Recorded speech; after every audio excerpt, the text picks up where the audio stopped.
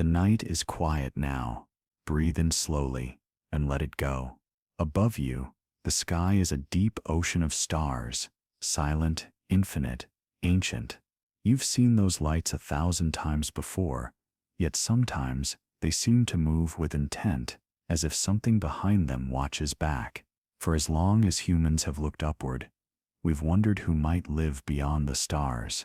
Gods, angels, travelers from other worlds.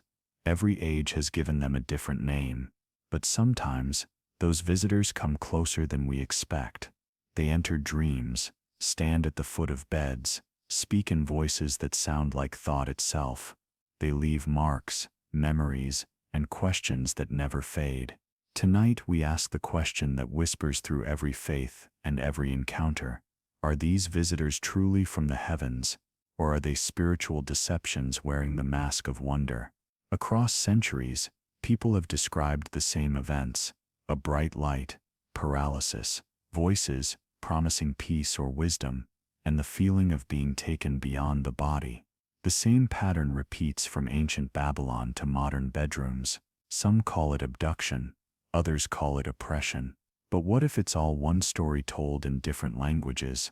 What if what we call aliens are the same beings once feared as demons, the same tempters who promise knowledge, but leave confusion in their wake? Yet, this story is not about fear, it's about awareness, the quiet strength that comes from seeing clearly. As you drift through this tale, let the rhythm of your breathing steady, let the questions move like waves. Because before we can understand the skies, we must understand what moves within us: belief, wonder, faith, and doubt. So tonight, as stars hum softly above, we'll travel through stories of abductions, exorcisms, and deliverance, across cultures and centuries, to seek one gentle truth, hidden beneath them all. Close your eyes now, the journey begins. Breathe slowly. The world around you fades into that soft twilight between waking and sleep, the same threshold where countless stories begin. Across cultures and centuries, one mystery repeats itself: visitors who come in the night. To the Sumerians, they were the Anunnaki, radiant beings who descended from the heavens in ships of fire. To the Hebrews, they were watchers, angels who left their place in the sky to mingle with humankind. In the deserts of Arabia, they were jinn, spirits of smokeless flame, who could appear in human form. In medieval Europe, they arrived as incubi and succubi, pressing upon sleeping men and women with chilling familiarity. And in our own time, they are called aliens, shining visitors from distant stars. The names change, the forms shift, but the pattern, the human experience, remains hauntingly the same. People describe a paralysis before the presence arrives, a hum that grows louder, a light that swells behind closed eyelids, then a sensation of being lifted or taken. Time stretches and folds. When they awaken, hours have passed, yet the clock insists it was only minutes. They find marks on their bodies, thin cuts, bruises, circles burned into skin. Some remember examinations aboard strange craft. Others remember words, whispered in languages they cannot understand. Anthropologists call this the universal abduction motif, but spiritual historians see a deeper thread. The same feelings once described during demonic visitations now appear in modern UFO reports: paralysis, invasive presence, and an aftertaste of dread mixed with fascination. In old religious texts, it was said that demons could imitate divine messengers to deceive the faithful. In today's accounts, so-called extraterrestrials deliver revelations that blur the line between science and scripture. In medieval monasteries, priests spoke of souls being tested by entities of false light. Today, experiencers say their visitors speak of unity, cosmic peace, and the need to abandon traditional faiths. Always, there is persuasion, a gentle insistence that truth lies elsewhere. It seems each civilization receives the same visitation in the symbols it can understand. The ancient farmer saw wings and called them angels. The desert mystic saw whirlwinds and called them jinn. The 20th century pilots saw metallic discs and called them craft. What never changes is the awe and the sense of intrusion into the sacred space between heaven and humanity. Perhaps these beings do not come from distant stars at all, but from the oldest crossroads of the unseen, where belief, fear, and faith meet in shadow. And as you breathe in the quiet of this thought, notice how the air feels heavier now, as if memory itself were watching. Because this story has never truly ended, it only keeps finding new names. The night deepens. The air feels still, as if thought itself were pausing to listen. You're floating now, not through the stars, but through questions that have followed humanity since its first sleep under the open sky. Are these visitations merely dreams shaped by fear, or are they part of something older and invisible? A spiritual pattern that wears a new mask each age. Psychologists often begin with the mind. They call it sleep paralysis, a moment when the body remains frozen while the brain wakes.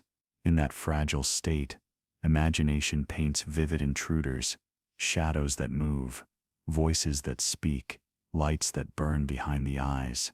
To them, these beings are the architecture of panic, sculpted by centuries of myth. The incubus becomes the alien, the demon becomes the gray. The ritual of abduction, they say, is the body's own drama of helplessness. And yet, this answer leaves something behind. For among thousands of reports, there are details that resist easy dismissal: the precision of shared symbols, the consistency of sensations, the transformation of those who experience them. Many emerge convinced, not of madness, but of revelation. Some abandon faith, believing they have met cosmic teachers. Others cling to prayer, sure they have encountered deception wearing light as a disguise. Theologians trace this duality back through Scripture. In the book of Corinthians, Paul warns that Satan himself masquerades as an angel of light. The Islamic mystics say that the jinn can mimic the righteous to mislead the unwary. Native American lore speaks of star people who test the hearts of humans, separating humility from pride. In each story, the theme remains: not every light that shines is holy.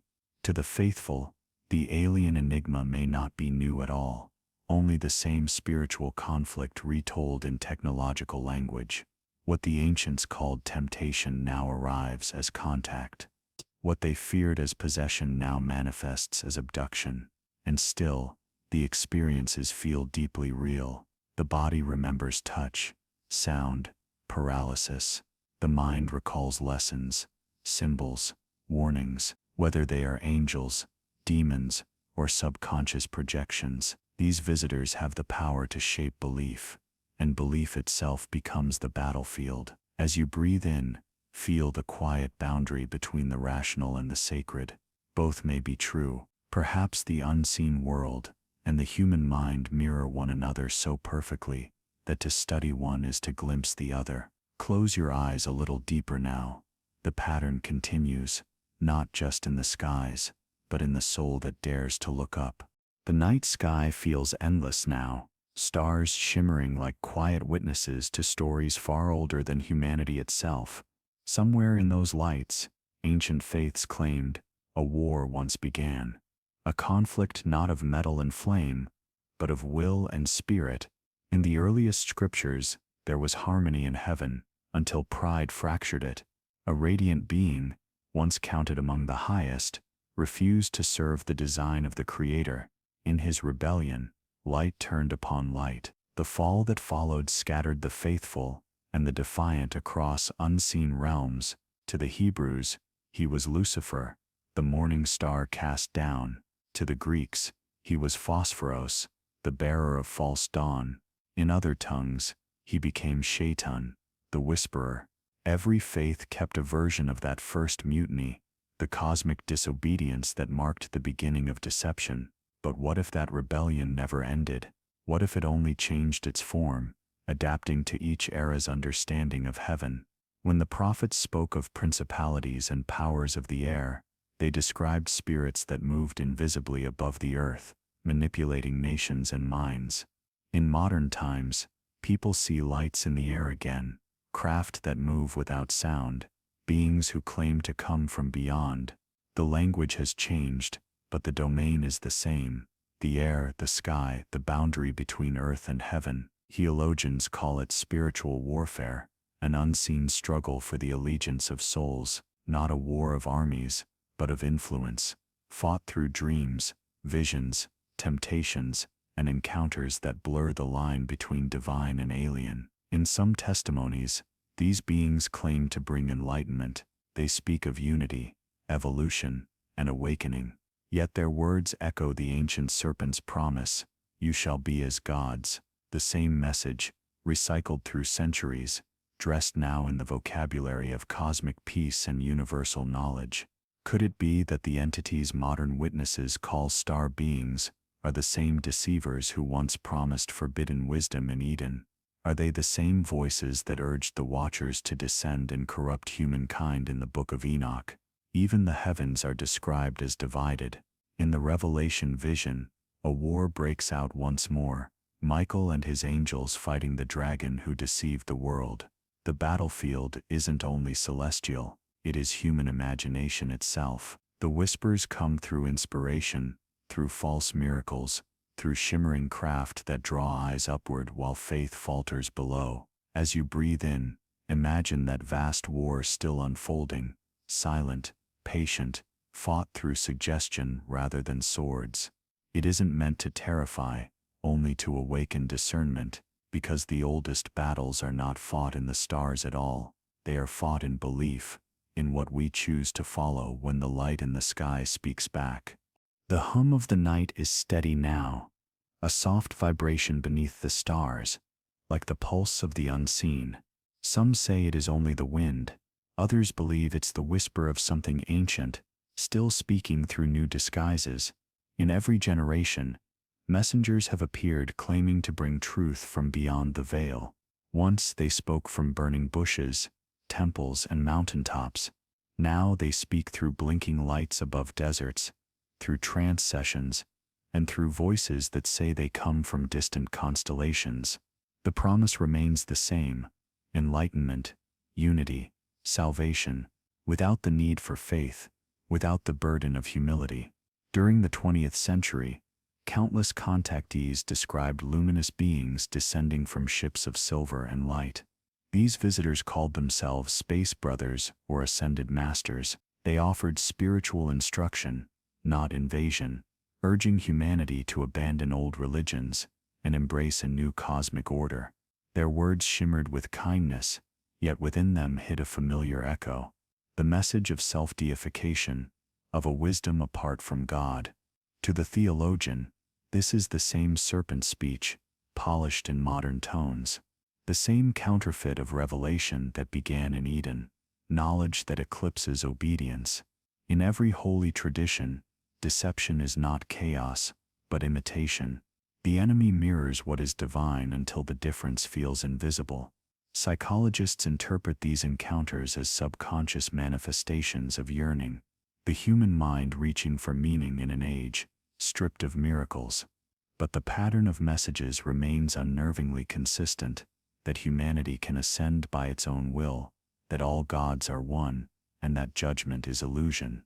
When examined beside older scriptures, those words align not with revelation but rebellion. Even in supposed channelings, the beings claim to dwell in the higher frequencies of light, yet they avoid the sacred name that ancient believers used to test spirits. When that name is invoked, the presence falters, the rune grows still, the voice withdraws. Over and over, witnesses report the same reaction, as if something hidden recoils from holiness itself. For centuries, prophets warned that false messengers would appear clothed in radiance. Today that radiance may arrive not as angels with wings, but as visitors in metallic chariots of the sky. The deception is subtler now, technological, transcendent, perfectly timed for an age that worships science more than spirit. And so the war continues quietly, fought in language and symbols. Each revelation demands discernment. Each bright craft in the night sky may carry not salvation,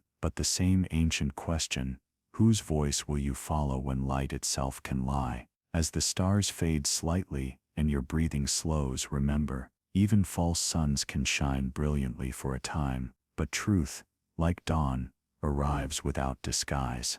The hour has grown quiet now. Even the stars seem to listen, and within that hush, there are voices, not of scholars or skeptics, but of ordinary people who faced the unknown and found peace not through reason, but through faith. For every account of an abduction that ends in fear, there is another that ends in release. Men and women from every corner of the world have whispered the same unlikely confession. It stopped when I prayed. In rural Tennessee, a young couple once described being lifted from their bed by a radiant presence. The room filled with vibration, their bodies frozen, their minds flooded with pressure and sound. In their terror, the husband managed to speak a single name, sacred, ancient, whispered like a lifeline. Instantly, the light dimmed, the paralysis broke. When they opened their eyes, they were alone. The clock had not moved, the air smelled faintly of ozone, but the fear was gone. In Brazil, a miner known for his skepticism reported nightly torment, strange lights hovering outside his window, a hum that invaded his sleep. Desperate, he turned to an elderly pastor who taught him a simple prayer of protection. That night, the light appeared again, but when he prayed, it blinked once and vanished, leaving silence that felt almost holy. These are not isolated tales. In study after study by researchers who dared to look beyond the clinical, patterns emerged. Abductees invoking the name of Christ or reciting scripture found their experiences cut short, the visitors retreating in what one described as sudden confusion. No scientific explanation fits easily, not for paralysis that ends in a whisper, not for fear that flees at faith's command. To theologians, these are not anomalies but confirmations, glimpses of a spiritual law older than any religion, that darkness, however disguised, bends before genuine authority. Same power once used to drive out tormenting spirits in ancient texts now seems to still the uninvited presences of our modern age.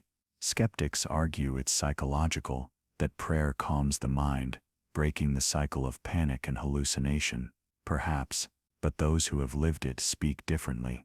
They describe not calm but command, not imagination but intervention. One witness said softly, "It wasn't me they feared, it was the one I called upon." And so, within this mystery of lights and shadows, another pattern shines, deliverance through faith, regardless of creed or country. Whatever these beings may be, they do not stand easily before holiness. As you breathe in now, feel that quiet strength surrounding you, invisible, steady, older than the stars themselves. The light may tremble, but peace does not. The night feels gentler now. The tension of unknown lights and whispered voices fades like mist in morning air. What remains are the hearts of those who came through the darkness, changed, quieter, yet strangely stronger. For most, deliverance does not end the story. It begins another. After the terror fades, there is a kind of awakening, an awareness that something greater stood beside them when reason failed. Some call it divine mercy, others the shield of faith, but nearly all describe the same transformation, fear dissolving into calm curiosity, replaced by discernment. One woman from New Mexico, once tormented by recurring abduction dreams, spoke of finding peace through nightly prayer.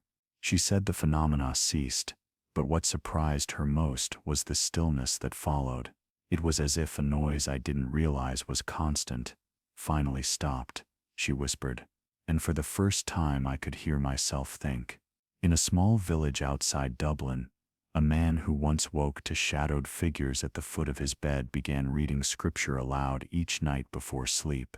The visions ended, yet what lingered was not relief alone, but gratitude, a steady humility that reshaped his life. "I stopped chasing answers in the sky," he said. "I started looking for peace inside." Psychologists might call it closure, a rewiring of trauma, but to the faithful, it is something deeper. the moment a soul learns it can choose light over fascination, they realize that deliverance is not just escape from darkness, it's the gentle reminder of where true authority lies. Interestingly, even those who once viewed their encounters as cosmic enlightenment often reach the same crossroads. After years of messages from so-called star teachers, some began to sense a growing emptiness, a subtle coldness behind the luminous words. Many turned back to faith traditions they had abandoned. They spoke of an invisible line, one they had crossed without realizing, and the comfort they felt when they stepped back. It seems that in every age, deception loses its grip when humility replaces pride. The entities, whether spirits or something beyond our understanding, draw power from awe, not reverence. Once that awe is surrendered to something higher, the visits end. As the survivors of these encounters rest, they often describe new dreams, not of lights in the sky, but of calm oceans, open fields, and faces radiant with kindness. It is as if the mind, once invaded, now breathes freely again. So breathe with them now. Inhale slowly, exhale quietly. The struggle may have begun with fear, but it ends with faith, the kind that stands unshaken even when the night itself seems to whisper. The night sky stretches wide, infinite and calm, a mirror for every thought that has ever looked upward and asked, "What if we are not alone?" That question has always been a double-edged gift. It opens the heart to wonder and the mind to deception. The ancient scribes said the first temptation came not from darkness, but from light, a voice that promised wisdom, freedom, and the thrill of becoming more than human. The same promise breathes today in the language of the stars. Join us, the visitors say. Evolve. Transcend. You are gods in the making. The message sounds beautiful, like the hum of progress, like hope itself. And yet, beneath it, the oldest pattern stirs. Humanity has always been torn between reverence and curiosity. We want to believe, but we also want to know. When something luminous descends from the sky, awe becomes automatic. Our ancestors fell to their knees before comets and eclipses. We raised telescopes and satellites instead.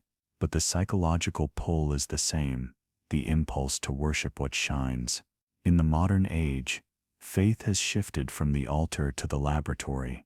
The sacred is no longer sought in temples, but in galaxies, equations, and transmissions from distant worlds. Many now look to aliens to explain what used to belong to gods: creation, destiny, even morality. So it is not science that deceives us, but our hunger to replace the divine with the visible. Theologians call this the new idolatry. Believing in the messengers while forgetting the message, trusting the light while ignoring its source. If deception exists, it doesn't need to conquer the body, only to occupy the mind. Once belief bends, reality follows. And so the real battle may not be fought in the skies above us at all. It happens quietly, in thoughts, in fascination, in that thin line where curiosity becomes surrender. Each generation faces the same choice: to stand in wonder without worship, to question without losing faith. Those who have faced the visitors often describe a strange awareness afterward, that the encounter was not only external, but intimate, psychological, even spiritual. Something was testing not their eyes, but their allegiance. Perhaps that is the true purpose of such manifestations, not invasion but persuasion. The struggle for attention, the contest for trust, the battle for belief. As you breathe, feel that truth settle softly. Not all wars need noise. Some are fought in silence, within thoughts, within dreams, within the tender space where faith takes root. The greatest defense has never been technology or proof. It is discernment, the quiet strength to see the light, and still ask who lit it. The air is still again. The sky above you glows faintly. No movement, no sound, just the quiet shimmer of infinity. It's in moments like this that the real war reveals itself, not with armies or machines, but within the soul of humankind. For centuries, Prophets, mystics, and scholars have warned that deception would one day wear the face of wonder, that beings of light would come not to conquer by force, but to seduce by beauty, offering unity without truth, wisdom without accountability, power without love. It's a war of persuasion, and the battlefield is belief itself. Theologians call it the silent war, the slow reshaping of trust, the subtle rewriting of what people call divine. Each generation faces a new mask: pagan gods, spirit guides, star brothers, but the intent is timeless. It seeks not your fear, but your attention, because attention, once captured, becomes devotion, and devotion becomes worship. In the cold light of the modern age, humanity no longer bows to golden idols. It kneels before data, technology, and the myth of contact. Yet in that posture, we are not so different from those who once worshipped the sun. Still look upward, longing for meaning to descend from the sky. The spiritual defenders of every era, the monks, imams, rabbis, priests, and seekers, have said the same: discernment is the only weapon. When light appears, test it. When a message claims peace but undermines love, question its source. When a being promises salvation, apart from humility, remember that true light never demands worship. It only reflects the one who created it. Among modern witnesses, those who stand firm in faith often describe an unspoken calm amid the encounter. While others tremble, they feel clarity, as if the illusion loses power before conviction. One said softly, "I realized they couldn't enter where peace already lived." Another recalled, "I saw their brilliance fade, like candles before dawn." Perhaps that's the secret. Faith is not just belief, it is atmosphere. It is the light within that cannot be imitated. Deception needs darkness to survive. When the soul is illuminated, even false suns burn out. And so, as humanity peers into the cosmos, the greatest frontier may not be space at all. It is the inner sky, the heart's expanse, where faith decides what shines and what deceives. Breathe deeply now. The battle may rage unseen, but peace has already chosen its ground. Within you, the stars are steady. Within you, the war is already won. The night is deep now, calm, complete. The sky has settled into silence, each star a whisper of something eternal. The journey has taken us from abductions and faith to deception and deliverance, but now all of it folds gently into stillness. What remains is peace, soft, enduring, older than the questions themselves. You've heard how the light can lie, how wonder can disguise itself as wisdom, how fear can wear the mask of revelation. But you've also heard of those who stood firm, who spoke one sacred word and watched the darkness retreat. Their secret was simple: faith, not in the visitors, not in the visions, but in the quiet certainty that truth does not shout. It simply is. Breathe in slowly. Feel the weight of the night lift from your chest. There is no need to search the skies tonight. The real mystery, the real contact, happens within the human soul, where courage and serenity meet. Across time, people have gazed upward, waiting for gods or ships to descend. Yet the wisest learn to look inward instead, to find that the same infinite light shines within them, untouched by deception, unthreatened by shadow. The stars may rise and fade, but the inner flame never flickers. As you drift deeper into rest, imagine yourself beneath a vast starlit horizon, the air cool, the earth steady beneath you. Somewhere in the distance, the universe hums its endless song, neither good nor evil, simply waiting to be understood. Let your breath fall into rhythm with that cosmic pulse. Inhale peace, exhale wonder. Whatever moves in the heavens will continue its dance. Whatever tests your faith will pass like a shadow at dawn. You are safe beneath the gaze of eternity, grounded, calm, untouchable. And as sleep gathers you into its quiet embrace, remember, truth needs no disguise, love needs no proof, and light that comes from peace will never demand your fear. Now rest. The stars will keep their watch, and the night will whisper, not with deception, but with the still voice of peace. Good night.